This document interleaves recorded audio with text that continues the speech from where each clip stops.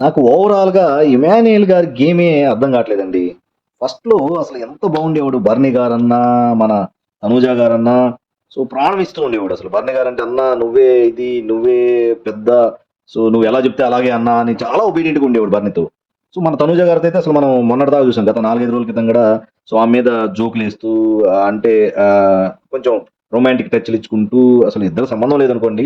వ మన 'తనూజ' గారు కూడా చాలా స్పోర్టివ్‌గా దాన్ని రిసీవ్ చేసుకుంటూ సో, అత్తమ్మ అని మన 'తనూజ' గారి అమ్మని సంబోధించినప్పుడు కూడా అంత బ్రాడ్ మైండ్‌గా చాలా ఫన్ జనరేట్ చేసుకుంటూ హౌస్‌లో ఎంతో క్లోజ్‌గున్న ఇమాన్యుయల్ గారు సడెన్‌గా మారిపోవడం అనేది చాలా ఆశ్చర్యమేస్తుంది. ఇది అసలు యాక్చువల్‌గా అలాగే ఉన్నట్టయితే డెఫినిట్‌గా ఇమాన్యుయల్ గారు దాదాపు విన్నింగ్ అసలు విన్నర్ అన్నా అయ్యుండేవాడు, రన్నర్ అప్ అన్నా అయ్యుండేవాడు. సో, టాప్ 3లో డెఫినిట్‌గా ఉండేవాడు. సో, అనవసరంగా ఆయనకి అత్యాశ కలిగిందా అని అనిపిస్తుంది.